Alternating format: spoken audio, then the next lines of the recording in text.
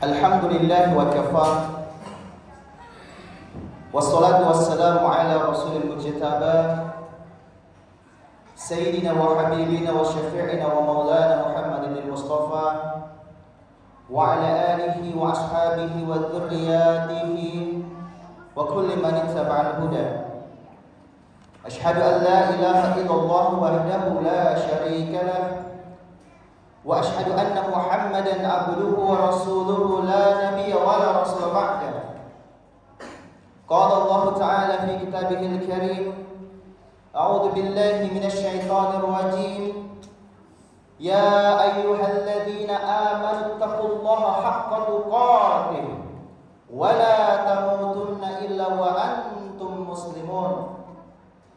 Thumma qala wal asr innal insana lafi khusr illa alladhina amanu wa 'amilus solihati wa tawasaw bil haqqi wa tawasaw bis sabr. Shadaqallahul 'azim. Ma'asyiral muslimin, sidang jamaah Jumat yang dimuliakan oleh Allah Subhanahu wa taala. Di hari yang mulia ini, di tempat yang mulia ini, lalu kita berkumpul bersama orang-orang yang dipilih oleh Allah Subhanahu wa taala, mendapati sebuah hari Jumat, hari yang begitu agung di sisi Allah Subhanahu wa taala, yang kalau kita memperbanyak syukur, memperbanyak sholawat, insyaallah kita mendapat banyak manfaat yang berlipat-lipat. Kita hari ini sudah memasuki tanggal 3 Rajab, masyarakat muslimin. Tanggal 3 Rajab tahun 1446 Hijriah. Itu artinya tidak lama lagi, masyarakat muslimin, sebuah bulan yang begitu agung, begitu luar biasa, fantastis, pahala ganjaran dari Allah Subhanahu wa taala akan kita jumpai. Maka kita berdoa, Allahumma ballighna Ramadan. Kita berdoa semoga kita mendapati bulan suci Ramadan. Amin amin ya rabbal alamin.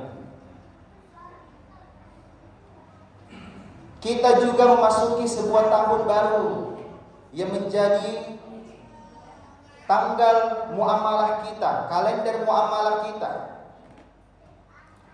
Walaupun secara sejarah kita akan dapati banyak hal, tetapi kita turut untuk bersyukur pada Allah Subhanahu wa taala karena salah satu nikmat yang paling besar yang Allah berikan kepada kita selain nikmat iman dan Islam adalah nikmat waktu. Allah berikan kepada kita semua nikmat berupa waktu. Kenapa? Waktu itu adalah nikmat. Sebagaimana sabda Rasulullah sallallahu alaihi wasallam bahwa ada dua nikmat yang paling banyak didalaikan oleh manusia. Ini banyak yang kita lalai di atasnya. Mudah-mudahan kita semua selalu mengingatnya, selalu sadar akan kehadirannya. Apa dua nikmat yang sering dilalaikan oleh manusia ini? Yang pertama adalah as-suhatu. Kata Rasulullah, itu adalah nikmat sehat. Lalu yang kedua adalah wal faragh, yakni nikmat kesempatan, waktu luang. Betapa banyak waktu luang kita untuk bisa memasuki masjid ini, tetapi kita masih mengurus urusan-urusan dunia kita. Padahal Allah memanggil kita untuk meninggalkan seluruh aktivitas jual beli. Ya ayyuhalladzina amanu idza nudiya lis-sholati min yaumil jumu'ah fas'au ila dzikrillah wa dzarul bai'. Maka tinggalkan semua aktivitas transaksional di luar sana. Kita masuk ke dalam masjid, di dalam rumah Allah ini, itu wujud rasa syukur kita kepada Allah Subhanahu wa taala atas nikmat yang begitu agung ini, begitu besar ini. Yakni nikmat waktu. Kita masih diberikan kesempatan oleh Allah Subhanahu wa taala untuk bisa introspeksi, untuk bisa bertaubat, untuk bisa sadar bahwa kita ini bukannya bertambah umur kita, malah semakin berkurang, tetapi Allah masih memberikan kita kesempatan. Masih bisa berdiri untuk sholat, masih bisa mendengarkan khutbah Jumat. Itu adalah bagian dari nikmat. Maka masyarakat muslimin, ada 3 poin penting tentang perihal waktu ini. Mudah-mudahan dengan ketiga poin ini kita selalu jadikan pegangan bagaimana sikap kita terhadap waktu. Kalau di luar sana kita tahu prinsip orang-orang barat mengatakan time is money. Waktu adalah uang. Seorang mukmin kita harus sadar bahwa waktu ini seperti pedang. Kalau pedang ini kita gunakan dengan sebaik-baiknya maka dia bisa bermanfaat. Tapi kalau disalahgunakan bisa membunuh orang. Dan waktu juga lebih baik daripada uang, masyarakat muslim. Kenapa? Karena uang yang hilang masih bisa dicari, tapi waktu yang berlalu mana bisa kembali. Maka ketiga poin ini kita jadikan pegangan. Mudah-mudahan kita semua bisa menjadikan ini sebagai pegangan hidup. Maka apa saja itu masyarakat muslimin? Yang pertama, waktu menjadi sumpah Allah. Kita sadar, sering kita mendengarkan para imam, kita sendiri baca Quran, Allah Subhanahu wa taala sering bersumpah atas nama waktu. Sebagaimana contoh wal fajr, wad duha, wal laili idza saja. Dan masih banyak contoh-contoh yang lain. Wasyamsi wa duhaha, wal qamari idza talaha. Dan Allah Subhanahu wa taala menyebut paling pertama adalah tentang waktu. Allah Subhanahu wa taala ingin menyampaikan kepada kita bahwa sebagai mukmin kita ini terikat dengan waktu, masyarakat muslimin. Kita ini terikat dengan waktu. Sebagai contoh, haji itu tidak mungkin dilakukan atau dilaksanakan kapanpun.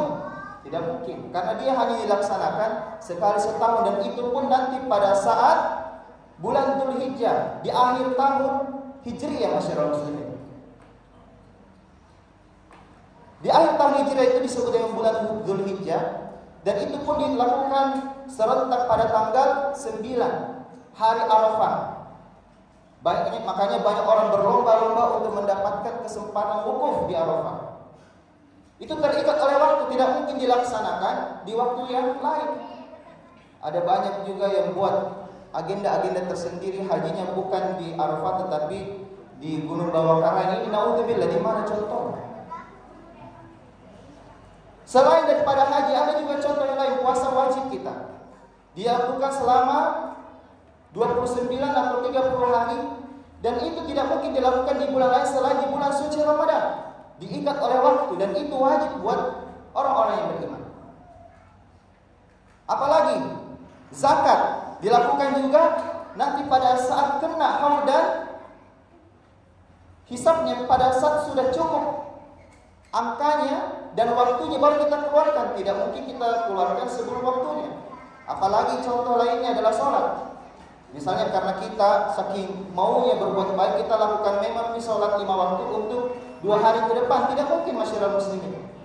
Kita harus lakukan secara on time. Kita harus lakukan di waktunya. Makanya disebut sholat 5 waktu. Ada waktunya, diikat oleh Allah Subhanahu wa taala kepada kita. Dan masih banyak lagi tentang waktu. Kalau kita jadikan sebagai pegangan, kita belajar dari waktu, maka kita tidak akan menyia-nyiakan waktu itu, masyarakat muslimin. Karena memang seorang mukmin ini betul-betul diinginkan untuk disiplin, diinginkan untuk bagaimana mereka tekun, dan ini bisa dibawa bukan hanya pada ibadah kita kepada Allah Subhanahu wa taala, tapi pada saat kita bermuamalah, pada saat kita misalnya melakukan janji dengan seseorang. Semakin banyak di antara kita misalnya masih menggunakan jam karet. Naudzubillah. Waktu Jumat saja ini begitu on time. Kita tidak mungkin menunggu semua jamaah datang ke masjid baru kita mulai agenda khutbah Jumat. Tidak mungkin kita lakukan karena sudah waktunya. Yang telat maka akan mendapatkan sisa-sisa pahala. Tetapi yang datang lebih awal tentu mendapatkan lebih banyak keutamaan. Karena kenapa? Dia punya komitmen atas nama waktu. Ini poin yang pertama, masyarakat muslimin. Lalu yang kedua, masyarakat muslimin, bahwa waktu para ulama menyampaikan dia seperti perasan jeruk. Kenapa disebut perasan jeruk? Karena berdasarkan dari surah Al-Asr, wal asri innal insana lafi khusr illa alladziina aamanu wa 'amilus shalihati wa tawassaw bil haqqi wa tawassaw bis sabr.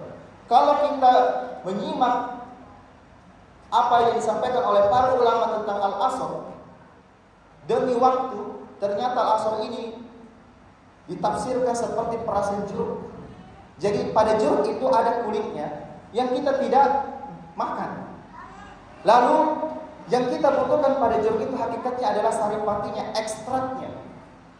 Dan itu yang bermanfaat, yang menjadi vitamin C yang masuk ke dalam tubuh sehingga kita bisa memiliki antioksidan dalam tubuh. Ini yang kita butuhkan. Nah, waktu ini masyarakat muslimin ternyata al-asr disampaikan oleh Imam Asy-Syafi'i, kalau Allah Subhanahu wa taala menurunkan Al-Qur'an cukup dengan satu surah ini saja, maka sudah cukup. Selebihnya akan dijelaskan lewat hadis dan sunnah-sunnah Rasulullah SAW.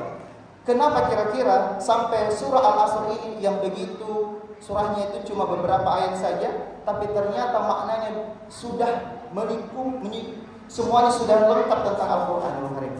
Yang pertama kita simak baik-baik, wal asr, Allah Subhanahu wa taala bersumpah atas nama waktu. Wal asr innal insana lafi khusr. Sesungguhnya manusia dalam keadaan rugi.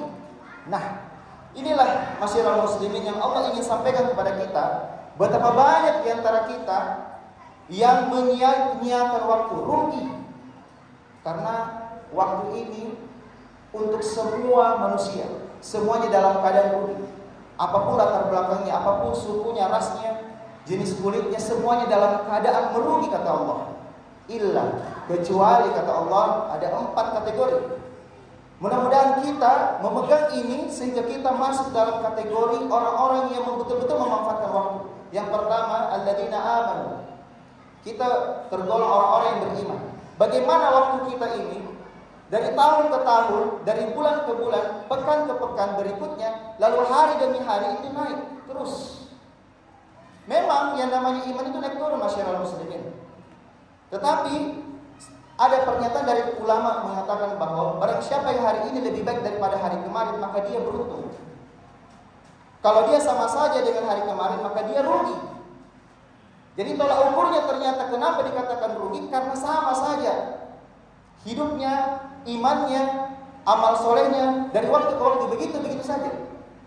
Tapi kalau lebih buruk dari hari kemarin, kata para ulama, maka dia cilaka. Na'udzubillahi wa na'udzubillahi min dzalik. Maka kalau iman kita naik turun masyarakat muslimin, kalau kita belajar dari sebuah ibaratnya grafik itu mungkin naik turun, tetapi jangan sampai naik turunnya stagnan, lurus average-nya. Tetapi bagaimana dia naik turunnya tapi tetap naik dari waktu ke waktu. Kita menjadi lebih baik imannya, kita lebih soleh dan sebagainya. Masya Allah, ini menjadi tolak ukur. Jangan sampai yang parah adalah ketika ternyata walaupun naik turun tetapi naik turunnya turun ke bawah. Kira-kira penyebabnya banyak hal masyarakat muslim. Itulah kenapa tolak ukur yang paling utama adalah kita beriman kepada Allah, wa amilus sholihah, dan amal soleh kita. Bukan amal salah. Karena amal dibagi menjadi 2, amal soleh dan amal salah. Kita lihat dalam satu hari saja lebih banyak amal soleh yang kita lakukan atau amal salah. Kita bisa muhasabah diri kita. Kita bisa menghitung-hitung diri kita sebelum nanti datang hari perhitungan yang kita tinggal lihat bagaimana bukti dari perbuatan kita selama di muka bumi ini. Lalu kategori yang ketiga, banyak orang yang sudah lulus alhamdulillah beriman, beramal soleh, tetapi untuk dirinya sendiri inilah yang disebut dengan orang yang na'udzubillah disebut egois. Kenapa? Karena dia lebih peduli pada dirinya sendiri, tapi lupa bahwa kategori yang ketiga dan keempat harus terpenuhi. Wa tawassaw bil haqq wa tawassaw bis sabr. Ternyata orang yang betul-betul tidak merugi dan beruntung di muka bumi ini, waktunya betul-betul dia manfaatkan karena dia mengisi dengan apa? Nasihat menasihati. Dia memberi nasihat dan dia juga mau dinasihati. Jangan sampai cuma satu arah. Nasihat yang pertama adalah tentang al-haq, tentang kebenaran. Karena lawan kebenaran pasti kesalahan, pasti kesesatan. Karena sekarang ini era informasi, kita tidak bisa bendung. Tidak bisa kita tahu bagaimana anak-anak kita dalam memfilter informasi yang masuk lewat sosial medianya. Maka itulah kenapa perlu ilmu tentang al-haq. Ada namanya pengajian, ada kajian, itu yang perlu kita hadiri supaya apa? Kita bisa membedakan mana yang hak, mana yang batil. Supaya apa? Kita bisa ajarkan yang paling pertama adalah diri kita, keluarga kita, lalu orang-orang di sekitar kita. Kita menasehati mereka dan juga kita juga harus siap dinasehati. Istilahnya teachable, kita siap untuk belajar dan diajar. Banyak orang sudah benar, alhamdulillah, al-haq, dia sudah pelajari, ilmunya sudah bagus, tetapi ada banyak orang yang akhirnya futur. Apa itu futur? Ya, keimanan dan ketaatannya itu menurun. Kenapa?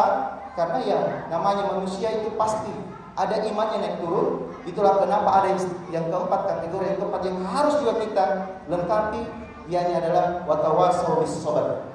Sabar. Kita nasihati saudara kita dan kita juga mesti dinasihati supaya apa? Sabar dalam ketaatan. Karena memang perjalanan ini masih panjang. Belum lagi generasi-generasi kita untuk kita persiapkan.